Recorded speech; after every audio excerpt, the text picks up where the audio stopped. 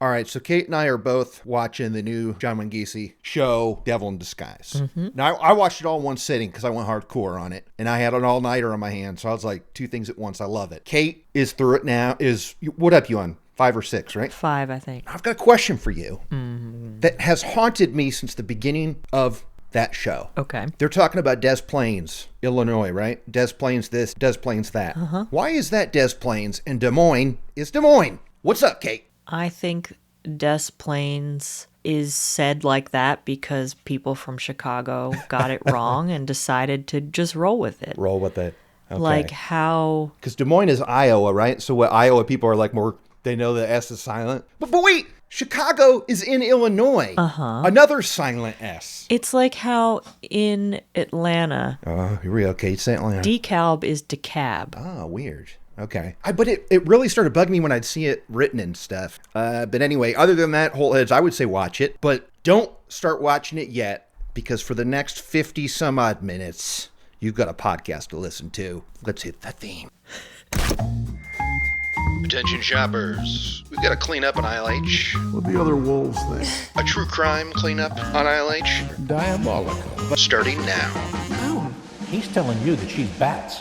Howdy, Whole Heads. Kurt Money here, alongside my co-host, Kateline. And as promised, we are here to talk about the show, The Real Murders on Elm Street. Now, if you remember last week, Kate guessed this straight up, which is fair because, we're both big HBO watchers, and they've been pushing it, I feel, because they've got new eps coming out now for the second season. But before we talk deets, what's your history with the show? Like, you said you watched a few. Did you watch this one? Apparently I did. When I went back in to watch this, it said I had watched 6 of them. So you watched all of them? Oh, yeah. The first season? I guess I did. Wait, but you don't remember the content of this episode? Surely you had it on while you're doing something else. I remembered it as I watched it, yeah. Okay. Well, first I'm going to read the IMDb, and then I'm going to get your thoughts on it. All right, so this is for the very first episode of The Real Murders on Elm Street, which is on HBOMax. This originally aired September 9th, 2024, and the episode is called The Killer in the Walls. When a husband discovers his wife and 2 children brutally murdered, police begin to suspect the killer is someone they have arrested before. Now, that's the description cut in half, because yet again, they'd be giving too much away. So I said, slice in the middle, that's all we're doing. What'd you think of this ep, Kate? I thought it was interesting how it doesn't really focus on the husband finding his wife and kids murdered. No. I liked how they structured this, yeah. But I'm with you. It's like the murder that lets this be on our show. Like we meet the prerequisite of having a murder. That's not what the ep is about, really. Right. And the murder isn't on Elm Street. There's a lot of other Elm Streets. No, but I think it was. They don't live on Elm Street, the murder site. Are you sure? Mm-hmm. No, they do. Because it opens up and it says Elm Street, Townsend, Massachusetts. So they do. They do live on Elm Street. It doesn't say Elm Street, Townsend, Massachusetts. Yeah, it does. It's the first thing. And then it says December 1st, 1987. I don't think so. Okay, I'm going to pull it up. We're going to find it still. Hang on one sec. I feel like this show heard our episode last week and was like, okay, didn't think that fit Friday the 13th. It didn't fit the premiere of the show. Well, just you wait. Because this thing is on Elm Street times 7, apparently, right? 7 times. We didn't hear all of those times, but no. They told us 7 times this case had to do with something about Elm Street. So they were like, wait till you get to here, Kateline. Yeah, I loved that. When I was watching it again, I was like, oh, this is perfect. Okay, here we go. Here's number 1, Elm Street, Townsend, Mass. And then the next card is December 1st, 1987. Okay. Boom. I stand corrected. Sweet. 1987, the year you were born. Yeah, sure. But you dug this, right? I mean, you see where I was coming from when I said, Kate, wait till next week. It's going to deliver. I dug it, but I want to tell you that a killer in the walls of a house, as the title suggests, the amount of times that my husband and I have discussed that exact situation. Okay. I feel like he should watch it because whenever he goes into someone's house or is looking at a house to possibly for us to live in or whatever, he tries to calculate if somebody could live in the walls. That's pretty funny. He's like, that crawl space doesn't make sense. The width of this wall, what's behind this? This doesn't seem right. Like he's on it. It's kind of an obsession of his. And it's not for any reason. Like he never had someone living in his walls. It's I think his biggest fear. I think it's he either watched Hider in the House starring Gary Busey or The Boy starring Lauren Cohen from Walking Dead. Because this is kind of a genre of horror films, people who live in the walls and stuff. Or for instance, The People Under the Stairs, another fun movie. But anyway, upon first glance, what did you tell him? Get in here, hubby, and watch this with me. This is your worst nightmare? No, I was watching it without him, but I'm going to tell him to watch it because yeah, it's his nightmare. Jump right into my nightmare. The water is warm. You read that title. We'll wait till we get there. But my first thought is, sure. I'm sure that they had fun with that title. It's not really going to be a killer in the wall. Just you wait, Holdheads. Just you wait. Just you wait. The title sequence. One, this is clearly, The Real Murders on Elm Street is clearly inspired by Nightmare on Elm Street, the Freddy movie series. Fuck the prime time, bitch! Which might come up later, of course. I say that now because the theme song to this show is Twinkle, Twinkle, Little Star. Now, someone who's not well-versed in Freddy, what do you make of the title sequence being Twinkle, Twinkle, Little Star? I didn't even clock that. Now, here's what I think. There's a song that gets sung in almost all the Freddys. 1, 2, Freddy's coming for you. It's a whole thing, right? That's the vibe they're going for with this, because Twinkle, Twinkle, Little Star is like a kid's song. And it's public domain. Exactly. So no way can they get like clips from the movie where they're singing the song, of course. Like, this isn't FBI True dropping money on X-Files clips. You know what I mean?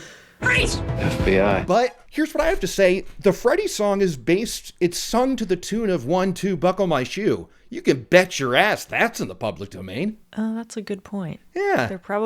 Are they both about like the Black Plague? You know how all those nursery rhymes are about the Black Plague? I don't know. Maybe. That's funny. I didn't know that. But I wonder if it was like too close. I don't know. Like it was right there for them. So every time they play Twinkle Twinkle Little Star, I'm kind of like, guys, you're losing me. But then I'm back in because I love this premise. Do you also love the title cards, how they shake a little like they're being projected? Oh, of course. And Kate, yeah. I'm up to that on the YouTube all the time. Okay? That's what Red Giant Universe is for. I be doing that too. Little camera shake. Because it's supposed to be like you're saying, on a projector and stuff. We could talk about it now. The lower thirds, we were thinking of Stranger Things last week with the theme. The title cards, the font used in here is straight up Stranger Things. Straight up. Yes, but it's a classic horror fiction font that Stranger Things bit. It's biting specifically the Halloween font. You are correct there. Which I think bites Stephen King. No. Unless you're saying it started in Carrie. I feel like that font can be drawn back to Halloween, but hey, Future Kurt, pop in. Because that was something that no way am I going to be on record being wrong about. So Future Kurt, help us out here. Okay. Future Kurt here with a message for current Kurt's. You dumb son of a bitch. I'm over here looking at the chronological order of Stephen King paperbacks, and Kate was right. It would appear that at least one King title was rocking that font before the movie Halloween did in October of 1978. So Kate was right. Big deal. I'd like to take this time to remind everyone of how gung-ho Kate was when she insisted that the murder did not happen on an Elm Street. They don't live on Elm Street. Are you sure? Yeah, she's correct in this regard, but totally wasn't before. So it's like we're even. Back to the show. But it's hands down the horror font. You're right. Yes. It is. It's the sexy font, right? I like it. It is. I have 2 friends that have horror novels that both use that font on the title, on the cover. Yeah. Yeah, and I used to use it sometimes in our vids, but as you know now, I'm a big Futura slut. I'm all over that Futura. That chubby Futura. Yeah. Condensed, bold, thick. Yeah, and italic. Good, honey. Okay, back to this. Our story begins December 1st, 1989, in Townsend, Massachusetts. Andrew, I hate this name. This is the name of a crew chief for somebody in NASCAR, and I never know. Gustafson. That's it. Andrew Gustafson, right? Isn't that Frances McDormand's last name in Fargo? I think it might be. As well. Yeah. No. So he's calling home. He's got a pregnant wife at home with 2 kids, and he's not hearing anything. and he's getting worried about it. So he rushes home. B-roll made it seem like he came home with flowers. I think that was a cinematic choice. I don't know. What do you think? B-roll also put him in a full corduroy suit. Yeah. Corduroy pants, corduroy blazer. I mean, I liked the blazer. I'm actually in the market for one myself with those elbow patches. I think it's very chic. Oh, hell yeah. But do you think that fit more of a 70s vibe than a late 80s? Or you think it works? My dad wore that kind of stuff in the late 80s. I think it worked. But he comes home and he's like, what's up? Where is everybody? He goes upstairs to the bedroom, finds his pregnant wife dead. Now, we'll get the details of what the crime scene looks like in a second. But now remember, he has 2 kids, but he's too scared. So what's his next move? After he finds his wife dead, Kate, there's 2 kids in the house. What's the dad do next? He doesn't go looking for the kids. He's too scared. He runs out of the house. He calls the police and runs out of the house and waits for them. Yeah, I mean, I guess I don't know if he called them from the neighbors or not. They framed it like he ran out and called the cops somewhere. Mm-hmm. And they questioned him, how do you know she's dead? And he said he just knew, and said that his children were probably dead too, but he hadn't gone to look for them. So the police didn't know what was going on. Because he was too scared to go check on his kids. Now, I don't know about you, Kate, but right now, instantly, my first thought is, this mofo did it, right? Yeah, although I'm sure he just knew that if the wife was dead, the kids were dead, because they would have called him. They would be there. So he just was like, nah, I can't see my kids dead. Wow. We're on different sides of this. Because my thought, I don't know how somebody couldn't go check, because what if those kids they're taking their last breath and stuff? True. This was insane to me. I thought. Kurt, we know he wasn't guilty because he didn't live in the walls. Okay, great point. But isn't this a thing you call out? He lived in the house. You're right. So I guess it would be called killer in the bedroom then, if he had done it. Yeah. But when this happens on a Dateline or something, that's a red flag, right? I mean, I feel like if this episode wasn't called Killer in the Walls, wouldn't you suspect him? But you're acting here like you wouldn't. I don't know. I'm real judgy over here. I'm dude, how could you not look for those kids? What if I were to say that a mom would look for the kids, but a dad would forget he even had kids? This is wrong. So he calls the cops. They go inside. They go up. The wife is tied to the bed with a bloody pillow over her face with a half-drink beer and an open condom wrapper. Very bummer. Mm-hmm. Bummer. And then they go to the bathroom upstairs. They find a young girl. This is the daughter drowned in the tub. They go downstairs to the first floor bathroom. In there, drowned young son. So the kids are dead. Very sad. Mm-hmm. 5 years old, face down in the bathtub. So, of course, their first suspect is the husband, because they hear me pointing my finger. So they look into the alibi of old Andrew, and he's clean. Okay, so the husband didn't do it, but he does say... So now he's not a suspect. They ask him for background and stuff. And he says, you know what? We had a break-in a week ago where cable boxes were stolen and also a beer was left out. So again, it's another beer left out. Boy, I'd be so pissed if the cable boxes were stolen. Those are, that would bother me. I'd be like, I'd rather you have stolen the TV or something. Especially that's easier to replace. In 87? Yeah. Cable was kind of rare. Yeah. I'm just saying, I don't know about you, Kate, but every time I've moved, I've ended up having to pay double for that stupid box because I take it with me because I don't drop it off at the place. Why don't you drop it off? Fucking times. Well, one, because I left during COVID and it was closed and I just didn't have the energy to fight it. Okay, so there's number one. And then two, I moved here and didn't drop it off because, look, there's a lot of stuff going on in mine graves. I just, got a lot cooking. Okay. I just never did it. And then they sent it to collections and it cost me $250. Oh my God. Yeah.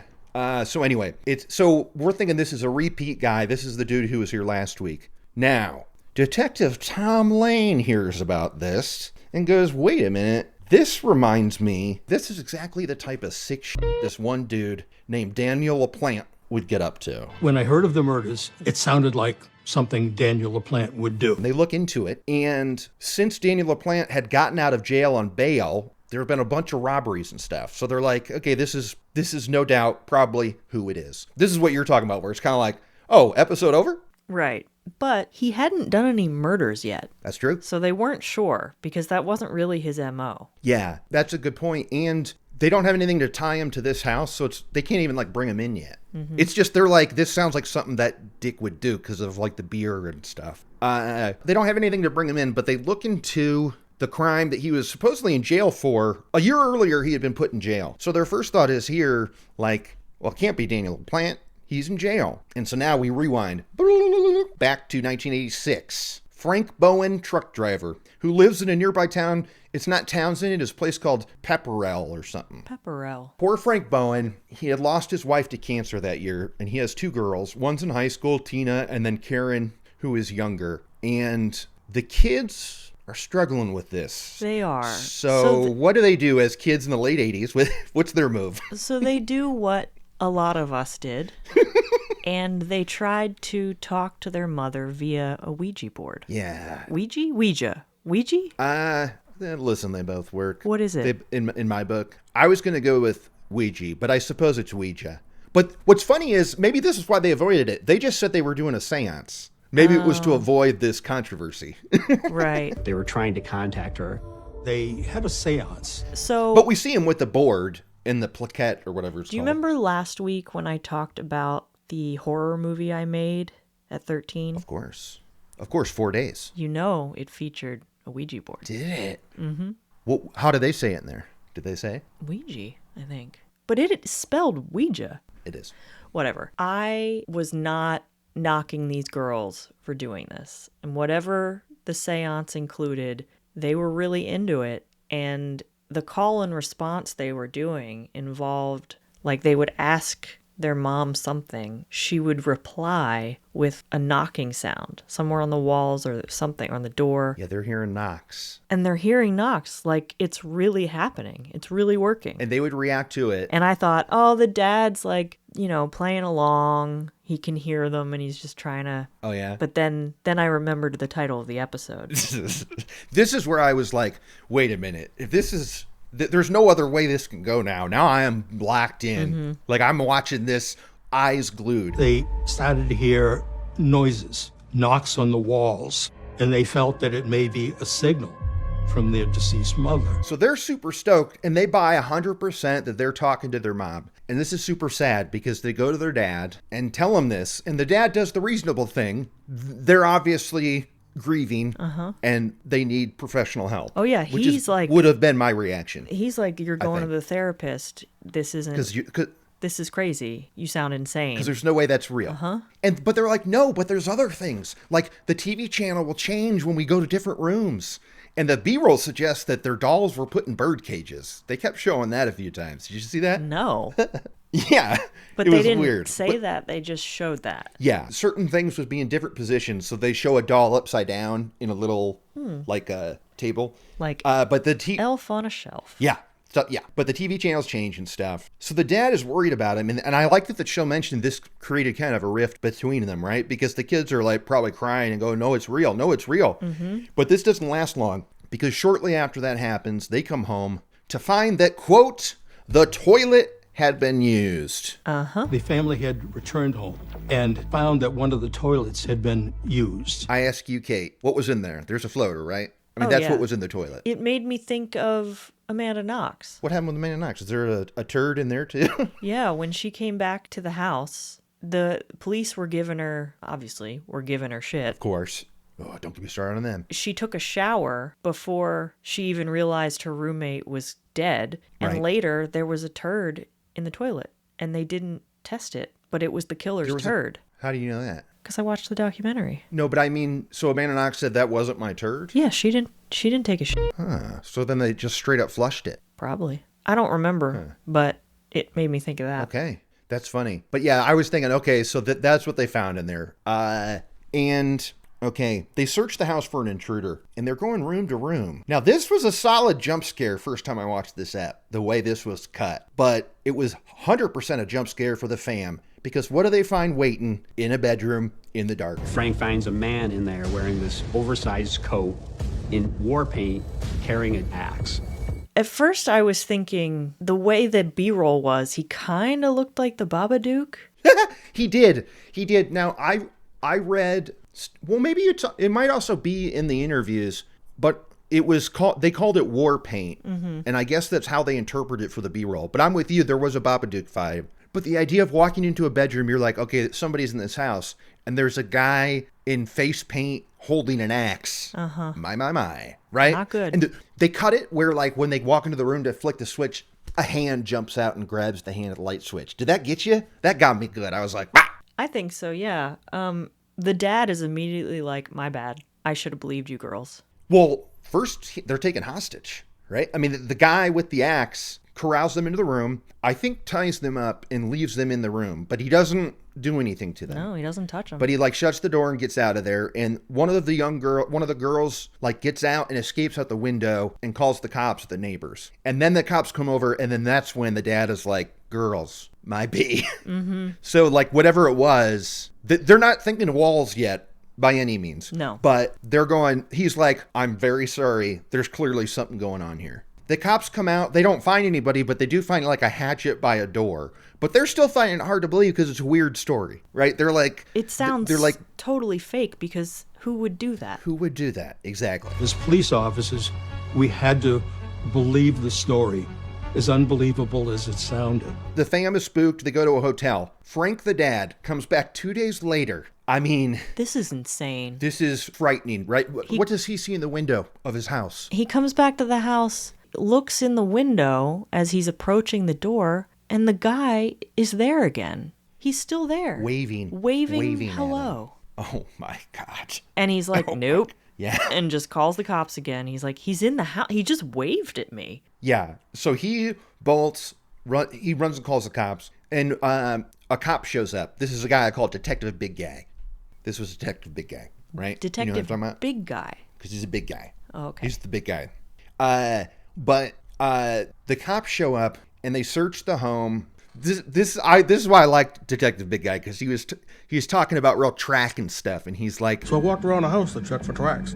There was none. So he's thinking this guy's still in this house, right? So he goes to the front door, slowly opens. He doesn't want if someone's in the house, he doesn't want them to know he's in there yet. Slowly opens, looks around the corner, looks at a framed family picture on the wall, and what's in that framed picture, Kate? Another axe. There's a f***ing knife stuck through the family picture, and it says, I'm still here, come find me.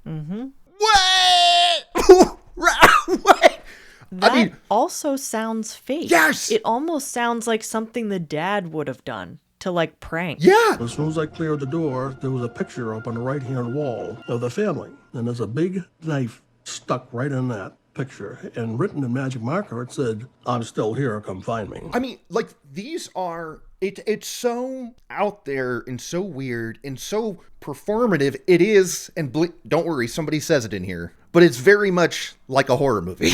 I mean, these are the beats of horror movies, shit like this. And so this guy looks down the hallway, and wait, this is funny, because Detective Big Guy goes, we see the knife in the thing. It says, I'm still here, come find me. He goes, at that point, I said, he's here.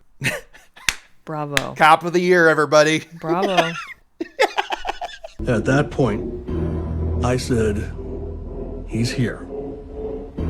I don't know how, but he's here. That's like last week. Yes, I know. When I saw this dead body, I thought, well, we have a homicide on our hands. Yeah. Guy. Clearly the best and brightest get sent out first. But he looks down the hallway, and there's another picture with another knife through it. And it says, I'm going to kill all of you. Whoa. Yeah. Whoa. So that's when the cop, even Detective Big Guy, backs up. Right? He gets out of there. He calls for backup. I love that he was like, I went in slowly because I didn't want him to know I was there. And I'm thinking, bro, he knows you're there. Yeah, he knows. He can see you outside approaching the house.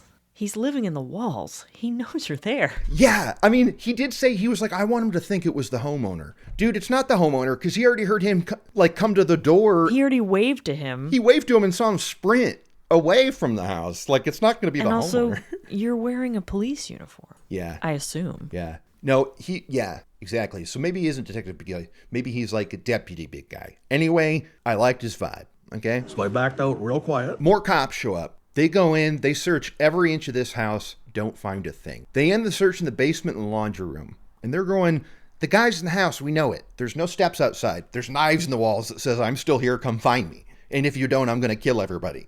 So we know he's here. Every place we could possibly think of, we checked. And we wound up in a laundry room downstairs. This was kind of cool. He looks up at the pipes that are leading from the first floor bathroom downstairs and connecting somewhere. And he says, he walks us through it of like, because so this basement was unfinished, but they didn't want to see these pipes. So they had built a wall to just cover these pipes running from the bathroom to the laundry room. And the B-roll obviously wasn't the real scene. So it was kind of confusing to follow what they were filming because it didn't really look like a false wall. It looked like pipes and then like a little gap or something. I was confused, but I knew what they meant. Yeah, I mean, I have specific notes on that as well, but let's reveal it real quick to get it out in the open. Because he goes, well, wait a second. He flips the light switch down there, looks behind this false wall, and he sees a stack of dirty clothes. And I love what he said here, right?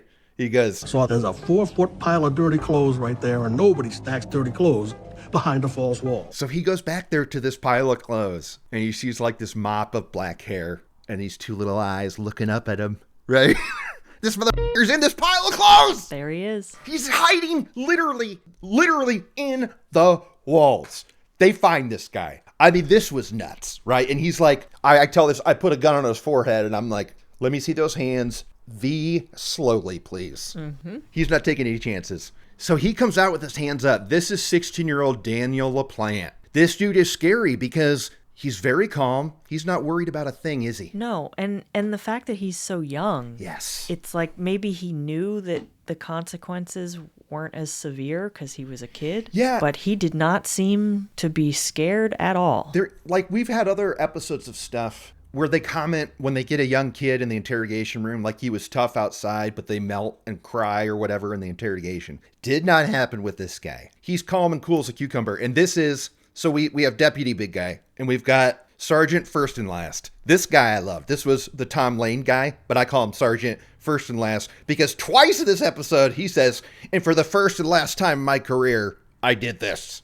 He says that twice. Do you remember this? Was he the bald guy? With the eyes. He looked like James Carville. What? No, you're thinking of the reporter, the very thin bald guy, right? Yeah. He did kind of have a James Carville vibe, absolutely. This is the detective. He was bald, but he had the side hair. Okay. But he says, for the first and last time in my career, I took 6 mugshots instead of 2. He made him spin around. Front, back, side, chin, top of the head, ears. Yeah, and what's funny is, I mean, we'll hear what the second time he said that line is, but both of these occasions factor into this case zilch in no way whatsoever. And for the first and last time in my entire career, I bypassed the usual ritual of taking only 2 mugshots, and I took 6 of them. Do those mugshots ever come up again, Kate? No, because they know who he is. They don't need extra evidence that he is who he is. Like, I thought he was going to have a scar on the left side of his face that they wouldn't have taken a picture of because they only have him turned to the right or whatever. Right? I thought it would be something like that. But no, I mean, so anyway, he offers that up. Background on this kid is very bummer. He's abused by his fam. And who else abused him, Kate? Do you remember this? No. His psychiatrist. Oof. I mean, if this dude wasn't such a crazy monster, I would feel for him. Yeah. He was abused by his father, his psychiatrist, by other people, sexually and physically and psychologically for a long period of time. Yeah, so that sucks. So he's held without bail. Now, this is interesting because for the charges that are pending against him, but also for mental evaluation. Like, they're so spooked by this kid, they're like, we got to get a doc in here and give him the once-over. And we see actual footage of him in his jail cell with like a sheet wrapped around him pacing and stuff. Wasn't that weird? It was. Every shot of him that was real footage was kind of chilling because he's completely unremorseful. Oh, yeah. Zero. Almost smiling at times. Yeah. Yeah, absolutely. We'll see it later. Like, this was, I got to give a shout out to this app. A ton of great actual footage, both from the trial, from the news footage, from the crime scene, like the day after when they go back to the house to look at it and stuff. But wait, this reminds me, what I wanted the most, though, was a picture of that false wall? I just wanted to get a sense. I know. Because we're going to find out it's not just that he hid behind the washing machine. No. He had access to the rest of the house. He would wait for them to leave certain rooms to go into other rooms. He was just constantly hiding from them, and he would go into other walls and take out the wall plugs and look through them like peepholes and spy on them. Yeah, which is, I mean, that's, and so like, I cropped this when I sent you the name of this episode.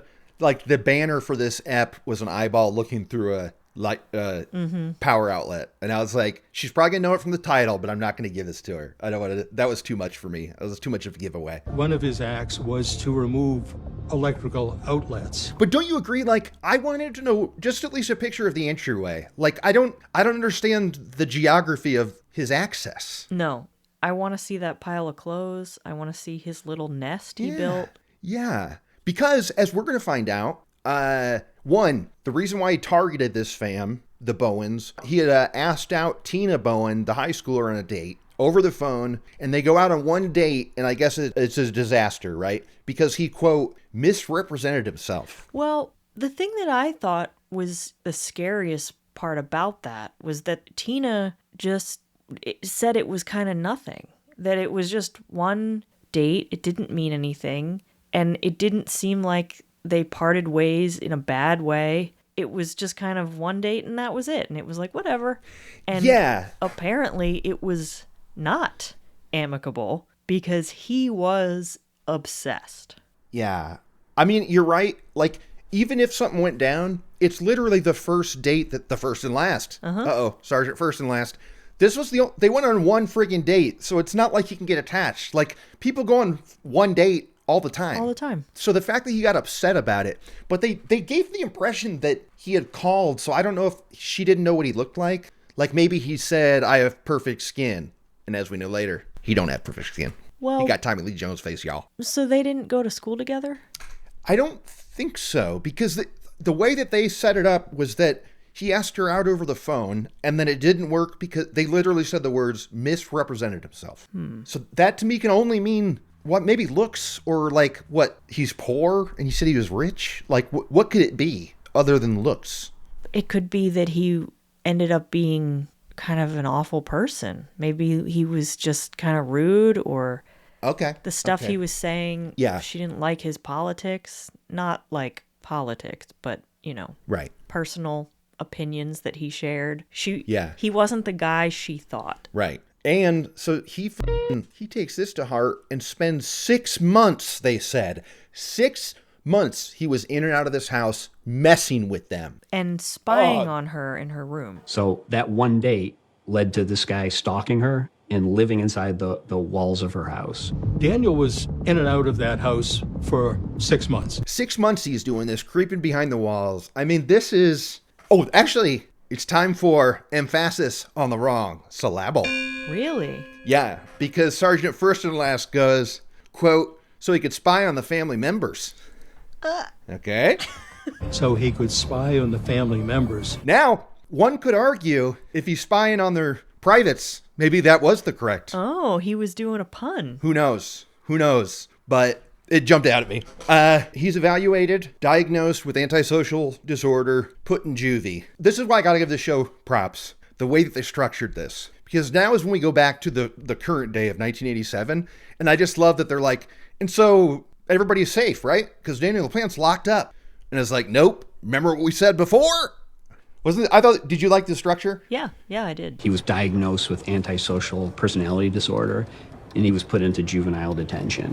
And everybody felt they should be safe. So fast forward 1 year later, this Gustafson house is 1 mile down the road. Okay? That's when they're saying, but Daniel LaPlante's in juvie, couldn't be him. And then we learn that when he had turned 17, what did a judge do? He moved his conviction to that of an adult, but then that also somehow got him like time served. He decided when he turned 17 to try him as an adult. And the cops were like, without consulting us. And the judge at the time, without any police input or presence, released him on $10,000 bail. Which I don't know if the judge has to do that. I mean, he should, based on what this guy got up to. Mm-hmm. But the fact is, He set the bail at $10,000. And his mom paid that bail. And we see her. We do? Oh, yeah. We saw her? We saw footage of the mom. What'd she look like? She's got glasses and like puffy hair. And she... Like those big granny type glasses? Yeah. Like 80s granny glasses? And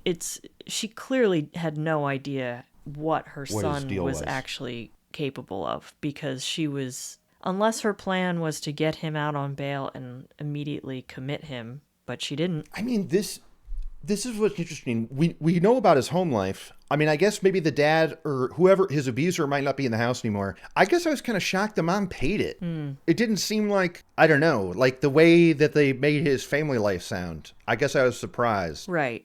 But also, think about at this point, again, he hadn't murdered anybody. So to let him go on bail, obviously he was up to no good and was mentally unwell, but I don't know that they thought they had just released a murderer out into the streets. Yeah, I agree, but I'm kind of with the cops and thinking, well, one, it's funny that the judge, I wonder if the judge was like, this guy wants to be tough, I'm going to try him as an adult. And little does he know, like, that gets him out even earlier because now he can post bail. So it's like it kind of backfires on the judge, I feel. Totally. But I'm kind of with the cops that if the judge had done any sort of research into this, aka read the file in front of him, one, he would have seen 6 mugshots. He'd have seen 6 pictures of this guy and going, wait, what? What's up with this? And then he would learn, oh, this guy's kind of psycho. I mean, you're right. He would get probation for what he did, I suppose, for this first crime, right? But when you hear it was for 6 months... Technically wasn't like a violent crime. No, that's what I'm saying. Like, it was breaking and entering, sure, but he's underage. At this house, he hadn't stolen anything. He would just turn the TVs on and off and knocked on the walls, pretended to be a ghost. And took a You're right. We can't forget that. We cannot forget that. So it turns out he had been out on friggin' bail. We're at the Gustafson house the next morning of the murder. They bring a police dog and they find a pillowcase outside and they have the dog follow the scent. And he's going through the woods because these are like houses with like with a lot of woods and stuff.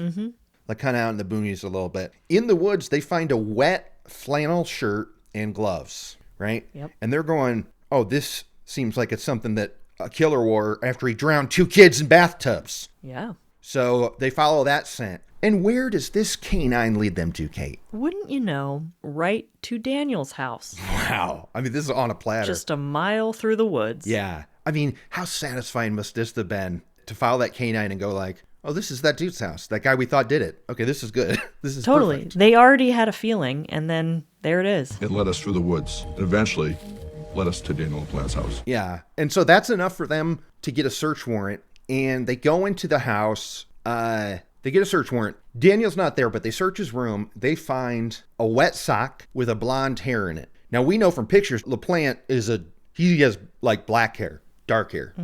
So they're thinking this probably belonged to Abigail, the little girl. So they take this, and they also find spent bullets that were the same kind that were used in the murder. Yep. Okay. This gets him a search warrant straight up. Now he's connected. They put his mugshot on in the news. The town is spooked. I mean, this was a case of, like, everybody's feeling it. And for the first time, usually when we talk about episodes where the town is like, they're coming for me next, I'm always there to go like, they're not coming for you. Oh, yeah. Right? We've talked about that. You don't have anything to worry about. This is like a spousal argument. It was the wife killed, but I agree with them here. Oh, yeah. I'd be very scared. This is too random, this guy. He didn't know this family. Yeah, he didn't go on any dates with anybody in this fam. Like, what took him to this house? So who knows? Maybe he was just walking around the neighborhood and just picked it. Yeah. So I'm with him there. And then they get word that he is at like a lumberyard. And this was the second appearance of Sergeant First and Last saying his quote, because he goes,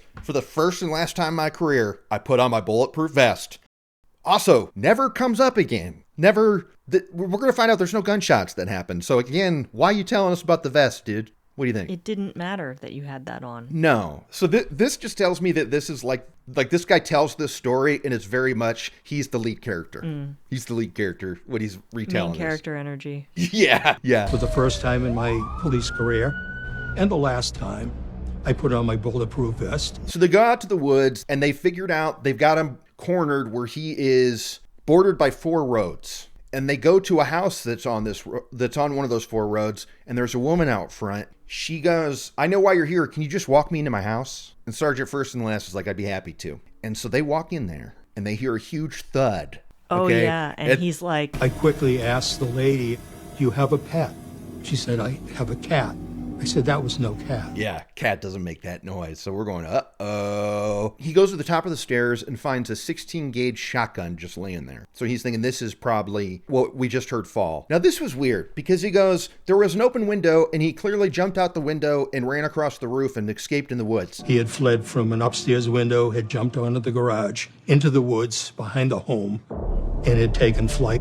Okay. But this is the guy who hides in walls. Don't you think it's shocking they didn't say, first thing we check were the walls at this lady's house? Yeah, maybe she didn't have the kind of walls you could get inside. Okay, but they were so quick to say that open window meant he jumped out. I just thought it was wild. Like, no, this is Daniel LaPlante we're talking about. He could be anywhere. Yeah. They go talk to the guy who lives there, the lady's husband, and he goes, "Yeah, I have a 16-gauge shotgun, but I also have a handgun, and it's missing." So now we know this psycho's friggin' armed.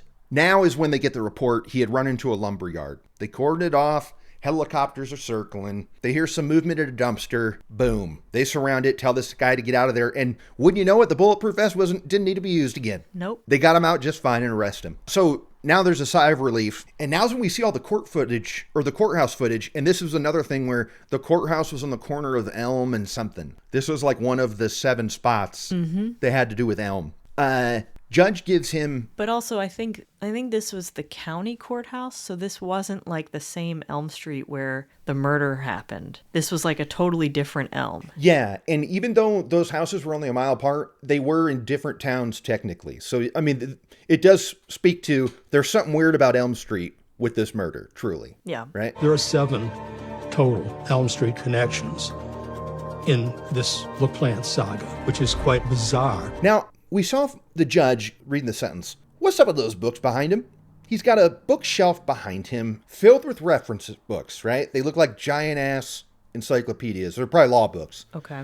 Are those in use, or are they there just for, like, looks, aesthetics, I should say? It's probably aesthetics, yeah. I mean, Are they real books? I've never served on a jury, so I can't say that I've seen judges turn around and reference literature. Yeah, that's usually in their chambers. Yeah. Like we see them take a book out when they've got a glass of scotch in their hand after the case. Yeah, maybe it's or when they call the 2 lawyers in. Maybe it's just decorative. This isn't the first time I've seen it, but it's not something you see often. And it would just feel weird to me if, like, okay, we need to, what's that one law? Well, let's check it out at the library. And by library, I mean behind the judge's desk in court. Judge, pardon my reach. Yeah, I would love it if one of the lawyers referenced it. It was like, hey, Judge, you might spin around and grab me something from the third Your shelf? Honor, if you would. No, not that one. Nope. To your left. Nope. One more. There you go. He gets a sentence, 3 life sentences with no parole. And I read later that the judge was like, he said something about like, if this was a death penalty case, then he would like to pull the thing himself. Like the judge was not holding back. I wonder if this was the same judge. No, maybe it was different areas though. Was this the judge that tried him as an adult earlier or no? I don't know.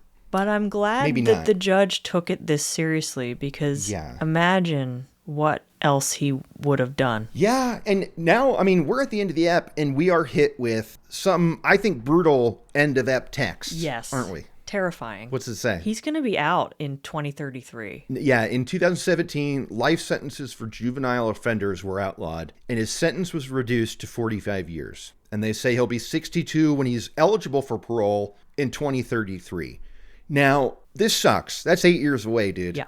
Like, I'm never trusting Daniel LaPlante. I don't think you get this out of your system. What do you think? No way. No. Here's another thing. Life sentences for juvenile offenders. Kate, didn't we just go through a whole thing that he was tried as an adult? Yes, he was. So what the fuck? So why is he part of that? He was tried as an adult. That's a great question. I think if he gets out, he should be committed. He shouldn't serve out another sentence in an institution because he's not well. No. And that doesn't just stop. And I can confirm that because I have extra info. Let's hear it. I read an article. In 2019, early parole was denied His lawyers were trying to get him out. One, because they mentioned this new regulation. But they also had a state law that juveniles convicted of murder with extreme cruelty and atrocity, they're allowed to ask for parole after 30 years. But guess what? He was diagnosed. They had a forensic psychologist talk to him. There's no remorse, they said. They said he has zero remorse to this day. Okay, so maybe the parole board won't even entertain it. That's what I'm hoping. In 2033, they'll be like, nah. Yeah, they said that so in 2019, they said that he had been making progress, but they said, but the status of his parole is guarded. Because clearly all signs point to, no, leave him in there, please. Mm-hmm. Leave him in. Hopefully he'll just die. I know, but he's young. Oh, I know it. Oh, I'm so glad. Kurt, you and your links, dude. Great save. I'm about to hit you with a pic of Daniel LaPlante today. Ooh, let's see it. You ready for this? Mm-hmm. Boom. Oh, no. Yeah. He does have a Tommy Lee Jones thing going on. I mean, he had it as a kid. Yeah. It's just, these are HD photos. It's easier to see. Yeah. I mean, he looks stone-faced. Obviously, Obviously, look at him grilling the camera. That's just one photo. It's out of context. Yeah. But yeah, I mean, he looks pretty scary. Scary. Yeah, and then to hear that he's not remorseful. It's like, dude, really? You've been in jail since 87 and you can't fake remorse for this? Seriously? Like that's just more be like, concerning. Just lie and say I found Jesus and I would never do it again and I can't believe I did what I did and I'm not that man anymore, and then get out and then kill again? Yeah. I don't know, man. So here we are. We're at the end of the app. Excellent stuff. I mean, you think, I was like, is this bad to talk about? But the fun parts to talk about, nobody was injured. It's what he did after that when 3 people died. Yes. Living in the walls that kind of save us. Is funny. Was the funny part. Yeah, because in it, like, nobody was really harmed other than that few days where the dad thought the girls had gone insane. And also, he may have been watching the daughter, like, naked and stuff. You're absolutely right. You're right. If you were in high school, you think you would believe those knocks? I mean, if you're already down with playing Ouija, if you're already down with a seance, is that what you're thinking? Like, because I'm wondering, I'm trying to put my headspace in that of somebody in 1987 who is not as worldly, there's no internet for them to be on. And I'm trying to remember back when my head was there, I might have bought it. I might have bought it. I might have. It's tough to say because I was always pretty skeptical of everything. And 16-year-old me wouldn't have. But in 87, maybe. Yeah. I remember, here's when I was thinking, like, Kurt, no way would I fall for that. And I go, wait a minute, Kurt. I remember as a kid being told that if you put a crucifix hanging against the wall backwards, bad would happen. And you bought that hook, line, and sinker. What about... It's like, this is the same nonsense. What about Bloody Mary? Oh, is that the mirror appearance? Uh-huh. It was like Candyman type thing. Mm-hmm. Yeah, people threaten that too.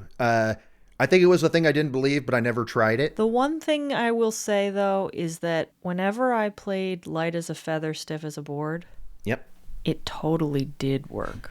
Right, and there's proof of why that happens. Yeah. Right? It's like a collective... It's...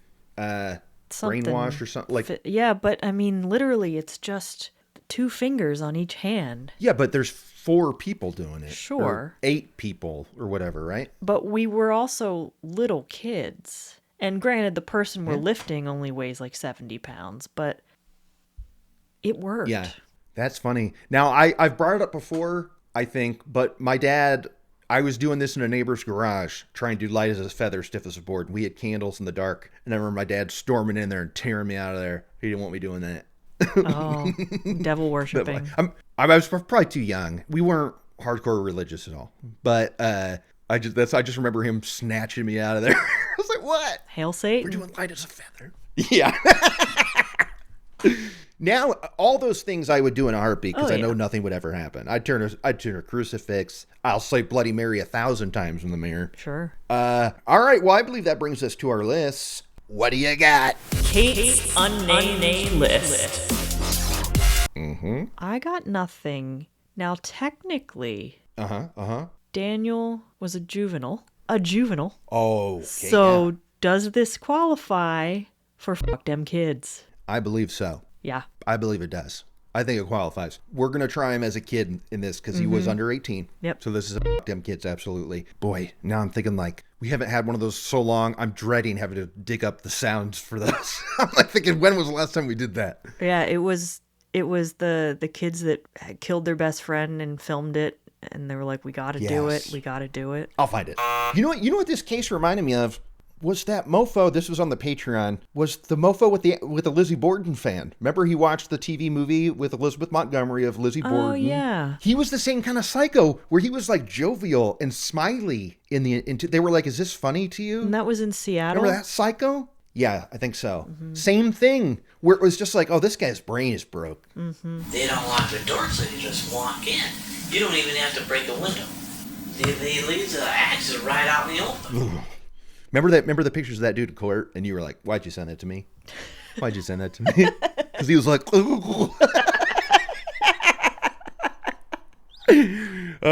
this wasn't a small town. They kind of talked like it, but it wasn't enough. It's 30 miles outside of Boston. This is not small. There And we they go. said 10,000 people lived there in 87. It's like, yeah, that's a legit sized town. That's not small. It is, but not the standards that we hold them to. No.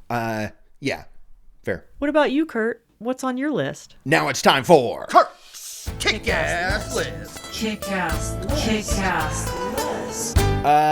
The bald journalist who I thought looked more like a lieutenant or something. I was kind of shocked when I read his lower third and it said he was a journalist. That's why but he said, thought you were talking about him when you were saying cop, because yeah, he didn't seem like a journalist. He said it's like something out of a horror movie. Kurt's Kick-Ass List. Big time. It's like something out of a horror movie. I mean, the Elm Street of it all. Big time Kurt's Kick-Ass List. 7 times. Yeah, and okay, wait. When I'm done with my list, I got a fun thing. Okay, wait. I got more.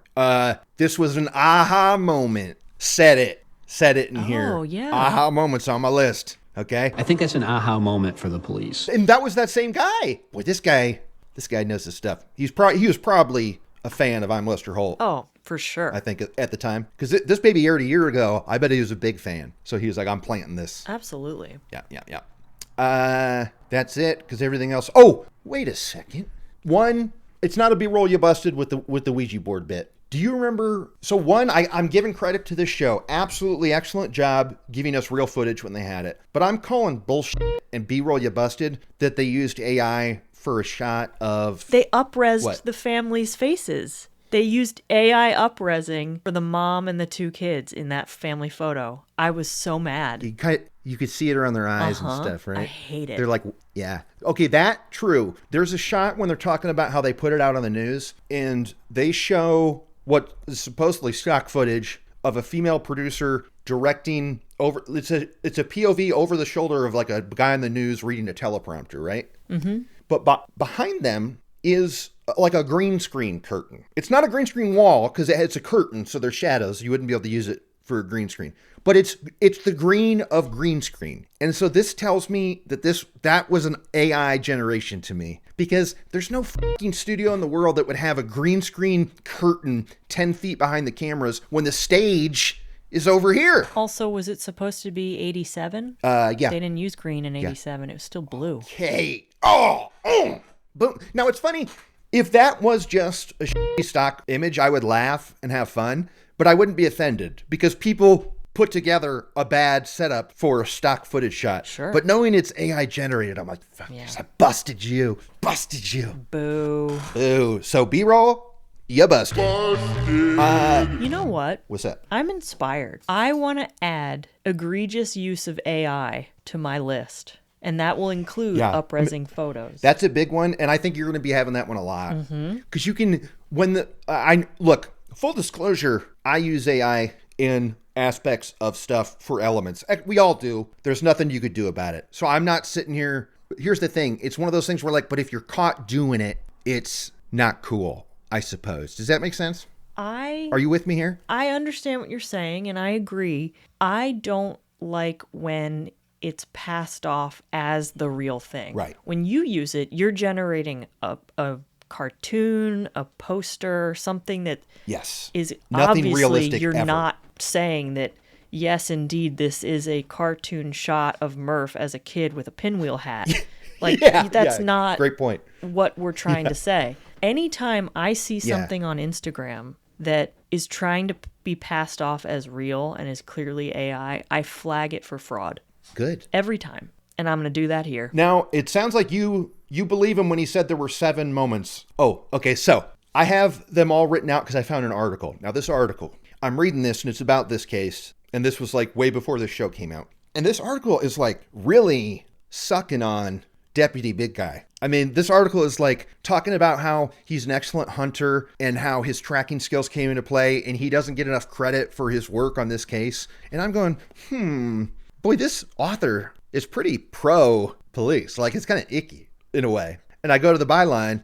It was friggin' Sergeant First and Last. Okay. He wrote this article. Okay. Oh, brother. It was Tom Lane. I was like, and then, so you know what I did? Apple F, First and Last, and wouldn't you know it? He's talking about the first and last time he wore a bulletproof vest. What a dork. Oh, woo-wee. Okay. That brings us to the end. I think that was excellent fun. But what do you think, Kate? This was a fun time. Oh, absolutely. Sweet, sweet. And on that note, I'm Kurt Money. I'm Kateline.